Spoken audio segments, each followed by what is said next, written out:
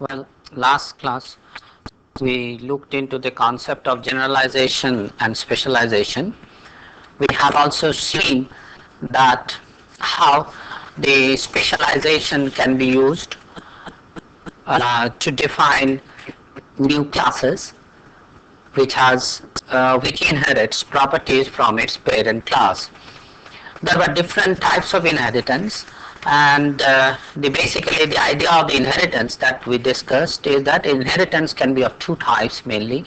One in which the subclass, in the subclass we extend the properties of the superclass, and in the second type we looked into the subclass as essentially as a restricting certain properties. Like we said that we defined a subclass of employees in which we classify them according to whether they have a high salary or a low salary or young employee or old employees, in which the subclass young employee was considered to be a restriction. That is, we had an employee class, and when we say young employee, we essentially meant that it inherits properties from the employee, where age is, say, probably the age of the employees is less than 40. Similarly, we can define old employees as a new class where age of the employee is greater than, say, 55. So in this was an example. This is an example of a class when it's treated as a restriction. We have defined the different types of inheritance and have seen that mainly categorize them into four categories depending upon what is substitution inheritance, inclusion inheritance, constraint inheritance, and specialization inheritance. Now, today in this class we will go ahead with the idea of the inheritance concept a little bit more in detail, and then we'll examine the other types of relationships that may exist among the objects. To start with, therefore, we look at the what is the classification of inheritance, in which we say that we will identify the inheritance are of two types, namely single inheritance and multiple inheritance. We'll illustrate both the concepts slowly. In the case of a single inheritance, as the name suggests, we say that a subclass has only one immediate superclass. Like in this example of a class hierarchy, we have an engineer has a superclass which is an employee, and therefore engineer will inherit properties of the employee, and this is therefore engineer inherits properties from his employees, and this is an example of a single inheritance. In fact, most of the examples we have seen so far are from or can be considered to be of single inheritance type. However, the single inheritance, although is quite useful in modeling many real life situations, they are often restrictive, and therefore in programming environment, object-oriented programming, the restriction is this restriction that the subclass has to have only one immediate superclass is sometimes not enforced, and in which case we have the concept of multiple inheritance, which means a subclass can inherit properties from more than one superclass. So let's to see this, what it really means and what are the situations such a case arises. Let's see that. So graphically, we can think it of, say we have two classes A and B already existing, and we can define C by taking some properties of A and B in a certain sense, that we can say the C can be either A or B. A classical example of this type may be, say if we define vehicle as a class, and now the vehicles we can classify them into two categories, that is, say we have two specializations of vehicles, what we can call the land vehicles,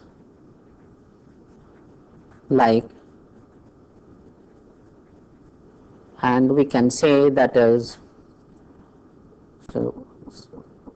water vehicles, that is the vehicles which operate on water, like sea. Examples of this, so in this category we have car is a land vehicle.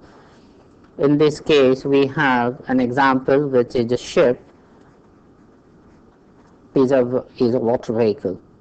However, we do have vehicles which are amphibious in nature. So if I define a vehicle called like a hovercraft, so we have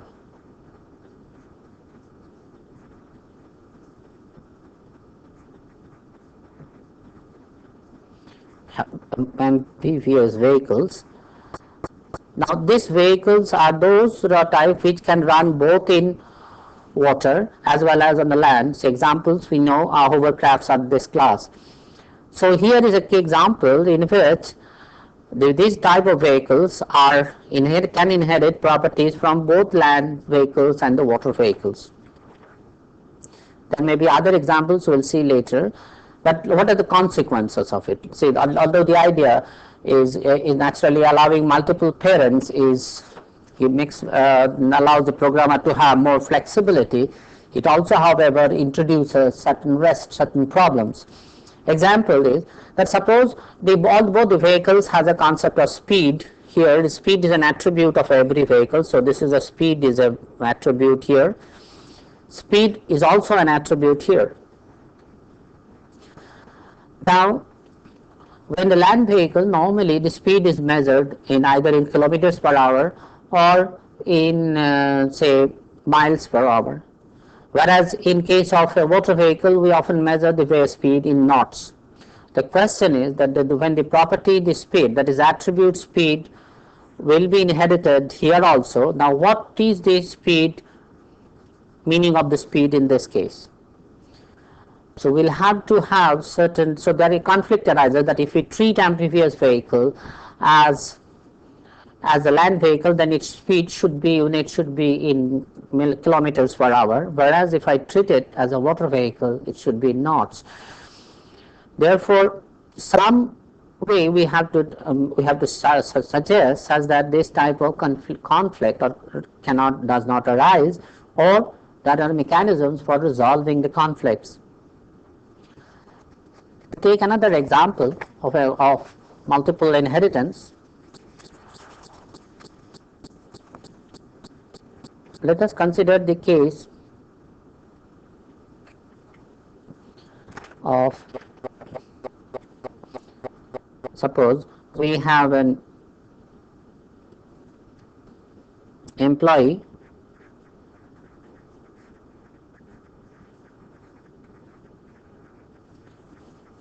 Now, we know stenographer is an employee,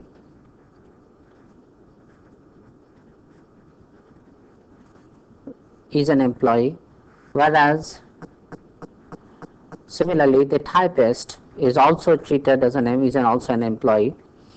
Again, in both the cases, here the meanings are totally different. So when we talk about typist, we say the speed of typing. When we measure the speed, so again we define the same term, speed, as an attribute of typist, which means how many pages or how many lines or how many words he or she can type in a minute. Whereas in the case of a stenographer, it essentially the speed will measure his or her capability of taking the dictation and writing in shorthands. Now, if I treat secretary as someone who can be both who can be a typist as well as a stenographer, then secretary will also have to inherit both the properties. And again, unless we are careful about resolving this conflict, the name conflict which arises, the confusion may arise, and therefore we again may suggest something like that. The attribute of a typist, we may say this is the typing speed, here is the dictation speed, and in this case secretary will inherit both dictation speed as well as the typing speed from its parent classes. So therefore, what we see in case of a multiple inheritance, inherited attributes having same name in superclass make conflict in the subclasses, and suitable conflict resolution strategies have to be evolved. One way of resolving this strategy conflict is to have distinct name in the different of the common attributes that do not allow to have the same attributes names. Or there is another way of to resolve the problem is that have the common whatever the common. For instance, here if the employee has a property called speed, then it only the secretary will inherit that speed, although it doesn't really make much sense in this case. But one example would be that since C is inheriting both from A and B, and suppose like we have a path like this, say we have an object say X, and A is also is a specialization of X, and B is a specialization of X, and C is now inheriting both from A and B. In this case, it might be better that suppose a property which conflicts here, the property name say let us say is Y, and A also has the property Y, and X also has the property Y, then the property C inherits, in order to avoid resolve conflict, it might be to have the same meaning what is in X. This is one way of resolving the conflict. There are other ways of conflict resolution strategies, and many programming environment one can suggest certain rules to resolve the conflicts, or it may be left to the programmer to find out what should be the proper meaning of the common name. The languages like C++ supports multiple inheritance, but there are other languages which do not. So with these ideas about our inheritance and what is the meaning of the inheritance and what are the different types of inheritance, we will briefly now look into a new kind of relationships. We'll come back to the concept of inheritance and the problem arising out of it later on when we'll discuss polymorphism and dynamic binding. We have seen earlier that there can be multiple types of relationships among the objects, and one of the relationship that we mentioned is the concept of aggregation.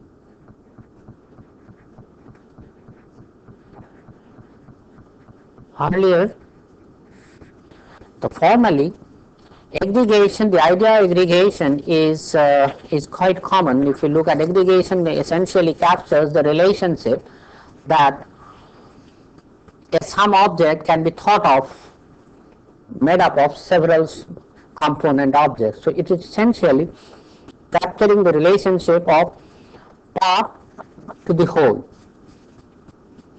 So aggregation represents a part of or a composed of relationship among classes.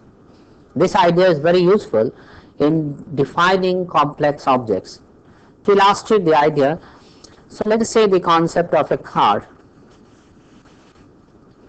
Now we know a car can be thought of as several components. It has an engine, it has the chassis, tires, suspension system, so on.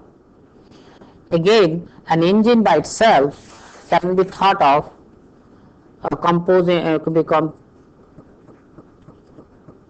is not a very simple object. It can be thought of being composed of several components, such as one is it's a cylinder. If we take the carburetors,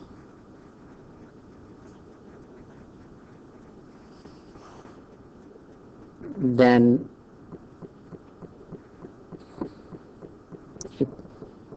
we can say it can have spark plugs,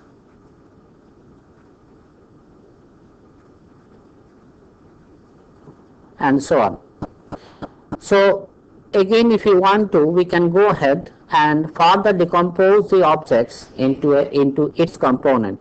So therefore, aggregation, as we see, represents a relationship which is what we call a part of or composed of relationship. A composite object formally will therefore consist of several smaller component objects, and each of the component objects in turn can be decomposed further till we reach primitive objects, which are essentially which cannot be decomposed any further. So therefore, like the class hierarchy, we can have a hierarchy of objects in the which we call aggregation hierarchy. To illustrate it, so let's say the computer systems can be thought of. A computer consists of, or is a part of, CPU is a part of computer, memory is a part of computer, input output devices are also parts of computers. So this relationship is a part of relationship. It's not, if one can immediately see, there is a distinct meaning of the semantics of this relationship, which is different from generalization or specialization. Again, the memory, as we see, can be divided into two components, types of parts. One is the RAM, another is the read-only memory. Input-output devices are mouse, keyboard, and similarly monitor, printer, output devices determine the output devices for the computer. Now, what become problem, the advantage of this kind of approach is that it is now possible to combine the aggregation hierarchy as well as the specialization hierarchy, which we are the generalization specialization hierarchy, to define a more complex object system. To see a typical example, let's take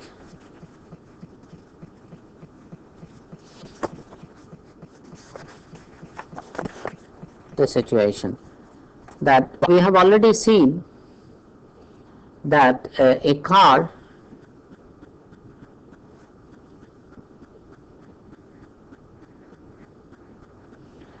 we have seen that a car is a vehicle.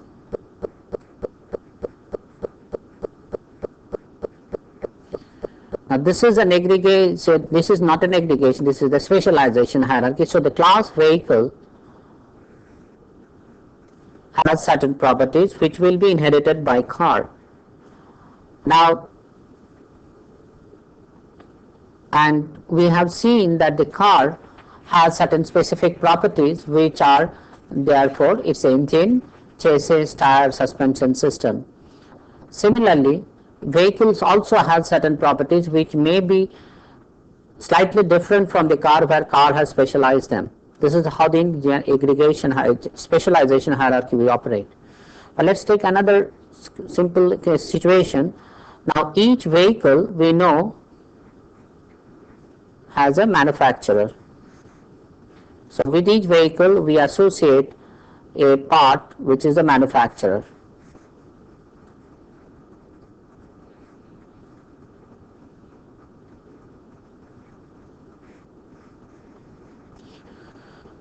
And car, as we have already seen, that car is a vehicle, so car will also have a manufacturer, but the manufacturer, we can think it of, manufacturer is a company.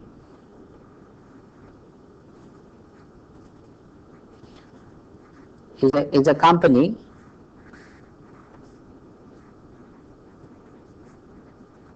and in a company we have seen that the many employees can work in a company.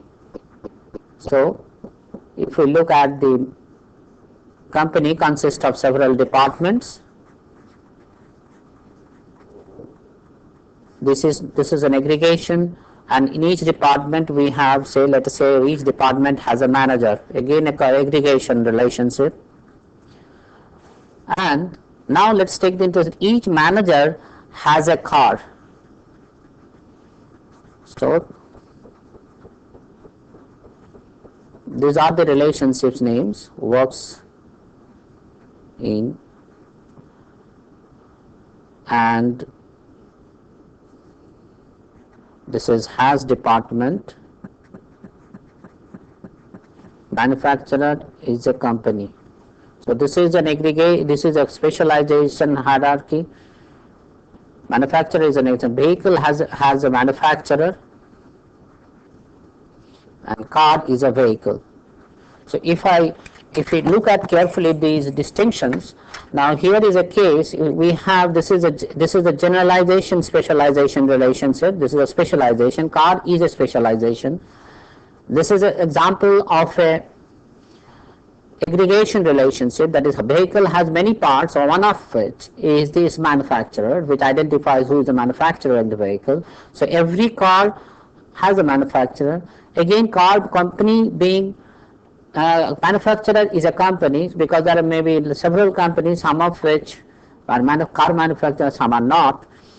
And the companies in general can be is an aggregation, has other parts also, of which department is an important part. If you think of, then company has a department, and in each department has several employees, one of which we say that works in. Manager has a manager department relationship is a works in, or we can give the name managers. Now this is a relationship which is basically an aggregation relationship. Is a component, that is, the manager is a component of the department or class, and then every manager we say has a car. So we have this relationships again. So therefore we can see, therefore in this example we have an interplay of aggregation hierarchy, aggregation relationship, as well as the generalization specialization relationship. This will often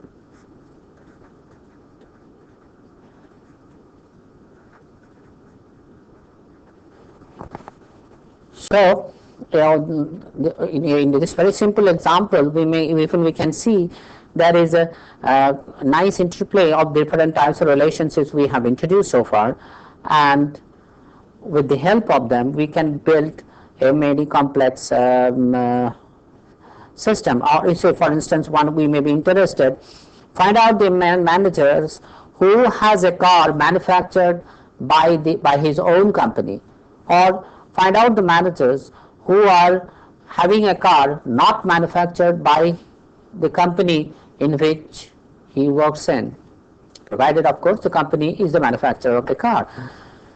So this kind of queries also can be handled if we model the whole the ownership and and working or managing in a company relationships in a with the help of aggregation specialization hierarchy.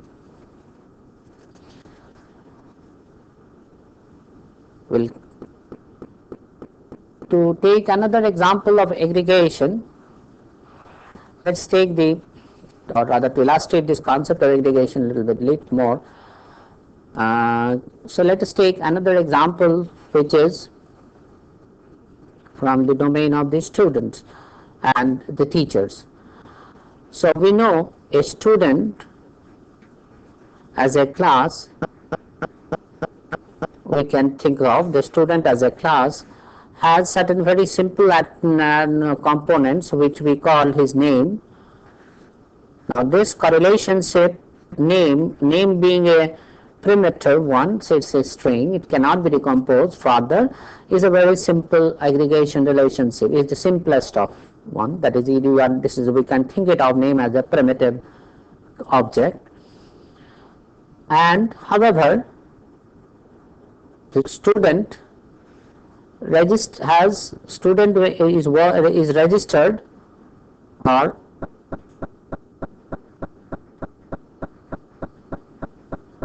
registered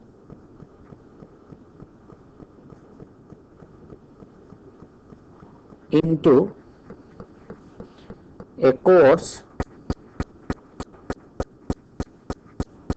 and this course again we can think it of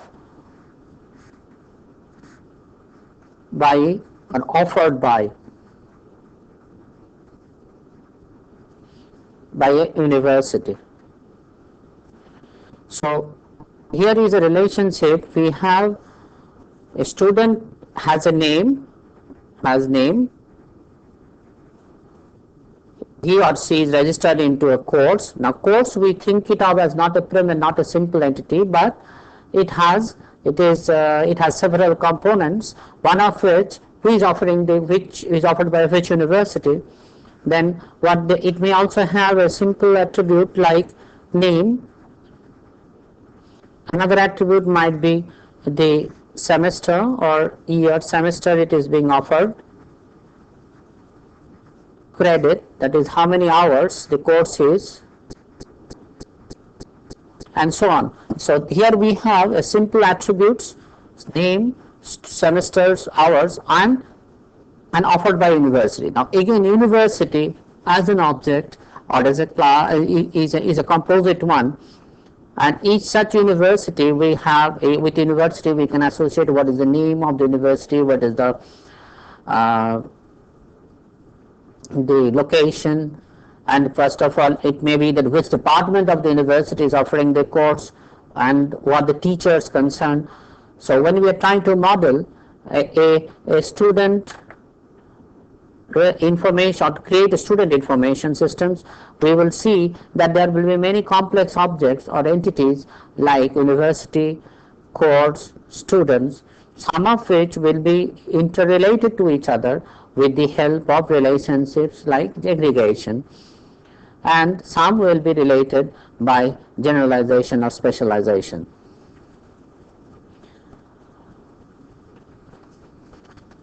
So this is an example of a aggregation relationship. Another class of relationships which we will be interested or we often try to model in object-oriented environment arises out of the concept called grouping. Here we have already mentioned in the terms of an ER diagram that it may be possible that that relationships may be 1:n. That is, we have say class A and we have a class B, and the relationship is 1:n, meaning each instance of A will be related to more than one instance of B. So this is the case. We say that if we want to treat them, so that we can take all the instances of B which are related to an instance of A, we can group them together, and that's the relationships we can will be useful in this kind of environment. Example of this kind of constructors that are available are array, set, list, bag, etc. The difference between bag and the set is that whereas in a set no duplication is allowed, in bag we may have duplicate entries. To give an example, say the employees working in a department or students registered in a course. So here if you look at the relationship, here is the department relation,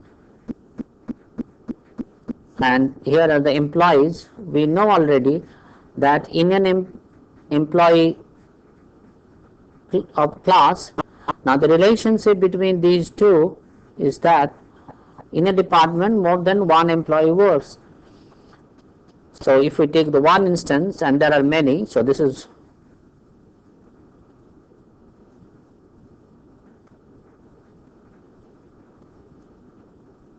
so in a department n employees in work, and we can all the employees who are working in a particular department can be clubbed together and stored in an array or a list or a set. Similarly, all the students we have, if we take the course, the relationship between the course and a student,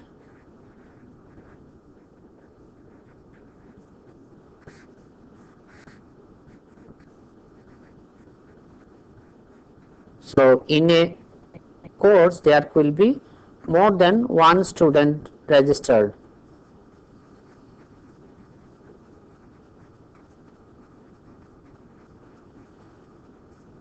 Again, we have one is to many relationships, and these will be categorized as calling as grouping. So we have the so-called grouping construct, and in most of the programming languages, as we will see, object-oriented languages, they will support somewhere or other the concept of array or the list or the set to support this kind of interrelationships. So therefore, now what we have is, as we to recapitulate, we have a situation in which we have given in the three main type of relationships, which is generalization,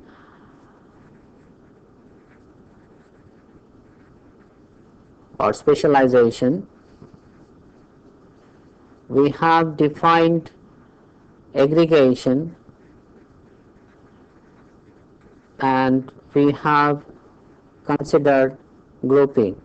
All these three together can be used to define the static structure of a model. We'll come back to dynamics one later on, but the static structure means, therefore, suppose I want to build a complex object, we will have the option of using these three types of relationships judiciously to build the system. To example wise, let us take the case of an university. How these three can be used.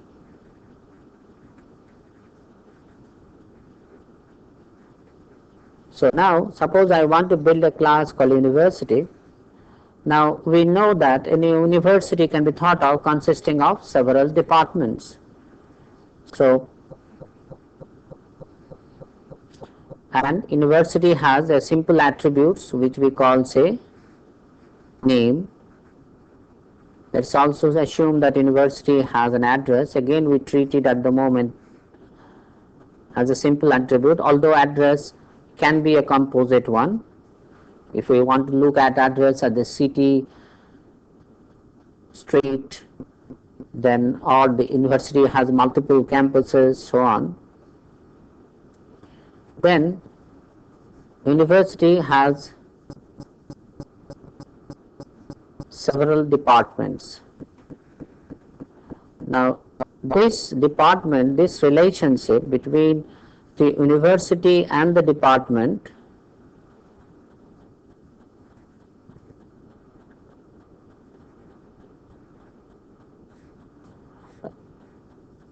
now this relationship, as we have mentioned, is the university can have more than one department, and therefore we should, instead of having one simple arrow, we should have a 1:n relationship. So therefore in an university there can be more than one department, and each department in turn, so let's redraw it. Therefore we have university, and the relationship between the department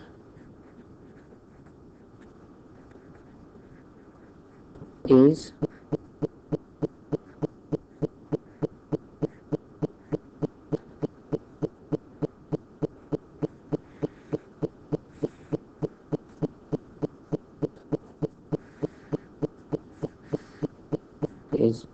we have 1:n. So every university has a multiple in each department. Again, in each department there can be student,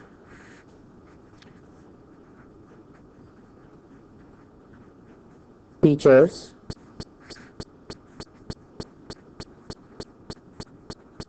and other staff. If you look at the relationship here also we have a situation, these relationships are 1:many.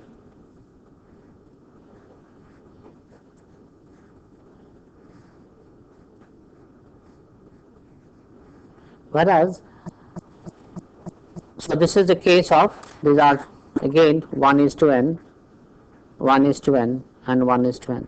So in a department, multiple teachers are there. In a department, there will be multiple students are there, and in an university, there can be multiple departments. So in the university, we have the simple attributes where its name, address,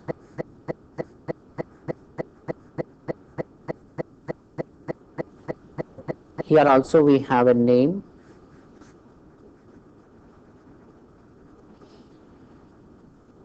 now if we look at the concept of the head of the department, now head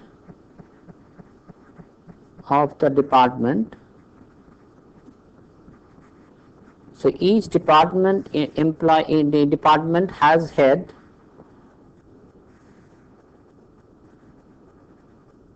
head of the department. And what is the relationship between the head of the department and the teacher?